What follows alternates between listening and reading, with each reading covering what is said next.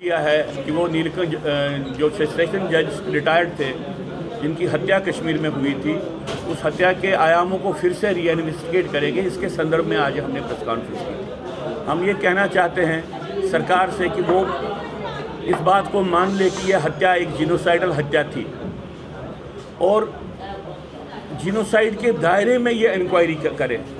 ये normal crime नहीं था। नॉर्मल क्राइम के दायरे में अगर वो इसकी इन्वेस्टिगेशन करेंगे तो वो उनके पास तथ्य नहीं मिलेंगे। इसलिए अनिवार्य बनता है कि भारत सरकार प्राइमा फेशिये माने कि जीनोसाइड कश्मीर में हुआ और जीनोसाइड का निराकरण करने के लिए, उसको ख़त्म करने के लिए एक कानून लाए और उस कानून के तहत एक इंक्वायरी करे।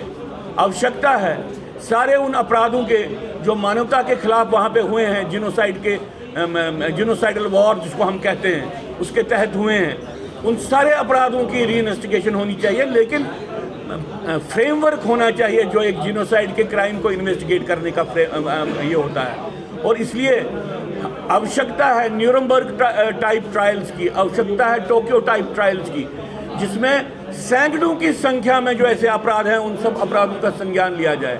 इसलिए हम भारत सरकार से ये कहते हैं कि अनिवार्य बनता है उनके लिए पहले वो अपनी पॉलिसी जो डिनायल ऑफ जीनोसाइड पे आधारित है उसको तर्क कर दे, क्योंकि अगर वो उसको तर्क नहीं कर दें, अगर ये नॉर्मल इंक्वायरी भी उस स्टेज पे पहुंचती है जहां पे नीलकंठ गंजू के बारे में सरकार के सामने ऐसे तथ्य आते हैं जहां पे उनके सामने ये आया कि भाई ये तो जीनोसाइडल किलिंग है, ये जो जाति समाज की किलिंग है, तब सरकार की पॉलिसी के तहत वो इससे पीछे हट सकते हैं। ये हमको संशय है, ये हमको अप्रहेंशन है।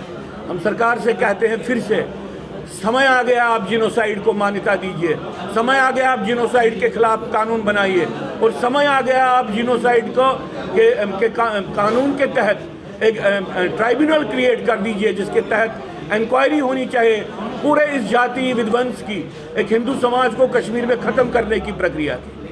सर आगे भी क्योंकि उनकी पॉलिसी डिनायल ऑफ जीनोसाइड की। भारत सरकार ने, भारत के राज्य ने अभी तक समझाया कि जब तक वो इसको डिनाई करेंगे तब तक उनके लिए ठीक है। मैं नहीं समझता हूँ उनके लिए ठीक है, मैं नहीं समझता हूँ कि देश के लिए ठीक है, मैं नहीं समझता हूँ किसी भी व्यक्ति के लिए ठीक है, लेकिन उनकी पॉलिसी अभी तक है कि हमको जीनोसाइड नहीं मानना है। तो अब यह क्या करिए, हमारा दुर्भाग्य है। सुनने में आया है, क्या आपको देखिए, मैंने तभी कहा कि अगर ये नॉर्मल क्राइम के दायरे में इंक्वायरी होती है तो शायद जस्टिस नहीं होगा। अगर प्राइमा फेशी जीनोसाइड को मान के जीनोसाइड के फ्रेमवर्क में एक इंक्वायरी होती है तो जस्टिस हो सकता है। मुझे नहीं लगता है कि सरकार ने कभी ये कहा है कि वो बाकी केसेस को भी इन्वेस्टिगेट करना चाहती है। ये आपके माध्यम से ही हमको कहीं पे मिलता है, लेकिन लिखित रूप से ये कहीं पे भी नहीं है। इसलिए हम चाहते हैं कि वहाँ पे जो हिंदू समाज को समूलता से नष्ट करने की प्रक्रिया हुई है, उस सारी प्रक्रिया की इंक्वायरी होनी चाहिए और वो inquiry international convention on prevention and punishment of genocide के प्रावधानों के तहत होनी चाहिए। तभी मैं बार बार कहता हूँ, ज़रूरत है ट्राइब्यूनल की जो इंटरनेशनल स्टैंडर्ड्स के तहत हो, ताकि वहाँ पे विक्टिम्स अपनी बात कह सकें। न्यूरमबर्ग ट्रायल टाइप ट्राइब्यूनल होने चाहिए, टोक्यो ट्रायल टाइप ट्राइब्यूनल होने चाहिए। जो बोस्निया में हुआ, जो चेकोस्लोवाकिया में हुआ, उसके लिए जो इन्वेस्टिगेशन हुई है उसके फ्रेमवर्क में होना चाहिए।